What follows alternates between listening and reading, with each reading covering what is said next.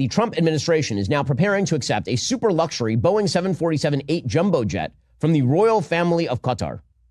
It is a $400 million gift available for use by President Trump as new Air Force One until shortly before he leaves office, at which time, according to the deal, the plane doesn't stay with the United States government. It then moves to the Trump Presidential Library Foundation, taking sacks of goodies from people who support Hamas, the Muslim Brotherhood, Al Jazeera, all the rest. That's not America first. Like, please define America first in a way that says you should take sacks of cash from the Qatari royals who are behind Al Jazeera.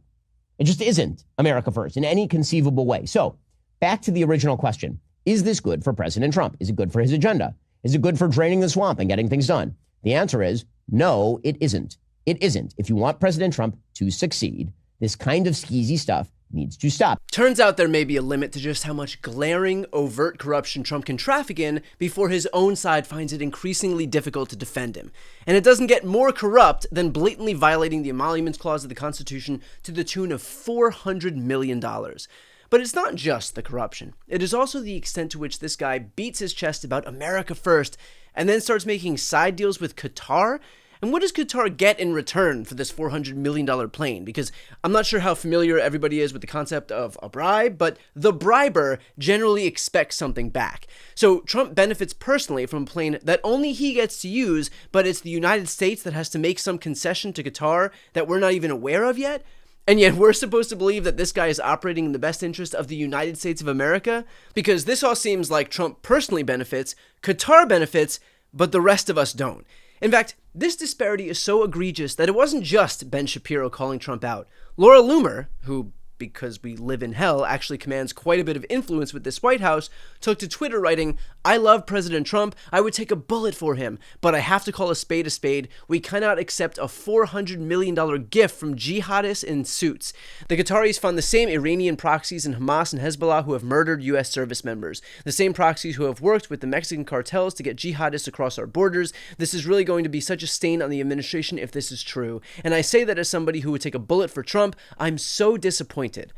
I don't know if these Trump supporters actually drank the Kool-Aid when Trump pretended that he was a law and order candidate, or because both Ben Shapiro and Laura Loomer are Jewish and have some predisposition against Qatar, but either way, what is beyond clear is that Donald Trump is not guided by any long-standing principle. It is just corruption. He will take a plane from anybody who wants to give him a plane. He will accept crypto from anybody who wants to give him crypto. He is not in this to protect American interests, and certainly has no political philosophy he adheres to as far as the Middle East is concerned that's going to be more potent than somebody handing him a thing of value, personal, political, or financial, and him taking it.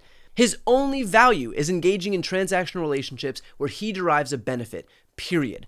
And his disdain for the law and the Constitution and his oath of office is so obvious that even Fox News pointed it out on air. So there's on the issue of the jet, there's a lot of crazy foreign gifts, over the past decades. Different administrations always grapple with how to handle them. I remember that shortly after I started at the White House back in 2006, President Bush had just received a puppy.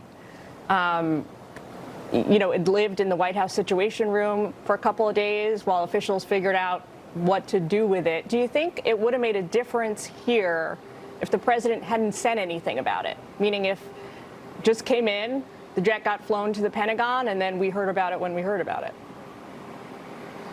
I don't know. I just think the size of this gift, the $400 million, and it's probably more than that, this luxury jet that the president wants to make Air Force One would have gotten a lot more attention than the puppy. But I think that any gift comes under scrutiny with the president, with any leader, and it is going to continue to happen. I just don't think that this president, just listening to his answers today, Jillian, cares that much, and he's going to fight the fight and say, I'm doing what I think is best. We'll see how long that lasts. We'll see how big the critics, pushback is, but there will be pushback, 100%. As Bret Baier says, he doesn't care that much. And worse, no one in his administration is going to stand up to him to make him care, because the only reason they're there in the first place is expressly because they won't. And don't take my word for it. Let's see what Trump whisperer Laura Loomer has to say on this topic. Not only will the President of the United States be flying around a $400 million jet paid for by Qatar, but don't forget our own U.S. Attorney General Pam Bondi was once a registered foreign lobbyist on behalf of Qatar. Bondi was compensated $115,000 per month by Qatar. Qatar has given over $1.8 billion to Hamas over the years. That's an incredible amount of influence for Qatar, a country that harbors Islamic terrorists, to have with our most senior officials, especially given the fact that Islam is completely incompatible with Western civilization and the Judeo-Christian values in our U.S. Constitution. And Loomer is right that Bondi was previously a registered lobbyist for Qatar. Her aligned PAC also accepted a $25,000 donation from Trump while she was deciding whether to pursue fraud charges against Trump University as Florida AG, and ultimately decided against the charges. So in Pam Bondi, you have somebody who herself took money from Qatar and who has a history of gladly accepting money despite glaring conflicts of interest. So do we really expect her to stand up to Trump? Of course not. And for those wondering, that's the point. That is why she's in the job. The reality is that while Donald Trump cosplays as some champion for law and order, he is anything but. This is a guy who is wholly owned by anybody from any country who is willing to give him a buck. Trump's North Star is personal enrichment. And if you're going to put your neck on the line to defend him, be prepared to get confronted by moments like these, where you're suddenly forced to defend him taking a $400 million gift from some random sheik in the Middle East, all while this is his position as far as Americans are concerned. You said, quote, I'm going to quote what you said, maybe the children will have $2 instead of $30. Yeah. And maybe the $2 will cost a couple of bucks more than they would normally.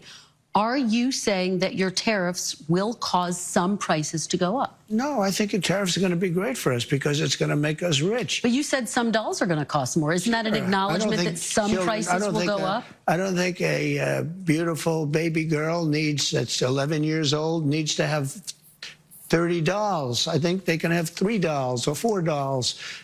Because what we were doing with China was just unbelievable. We had a trade deficit of hundreds of billions of dollars with China. When you say they could have $3 instead of $30, are you saying Americans could see empty store shelves? No, I'm not saying that. I'm just saying they don't need to have $30. They can have 3. They don't need to have 250 pencils. They can have 5. So no dolls for little girls in this country, but the president gets a $400 million gift. How about that? Is this the abundance Trump promised when he was running? We'd be able to afford everything and he'd finally look out for the little guy. And yet, now that he's actually in office and doesn't need your vote anymore, the reality is that kids can't get what they want for Christmas, while this guy gets gifted a, quote, palace in the sky Boeing 747. Sounds about right for Donald Trump. Abundance for me, none for thee.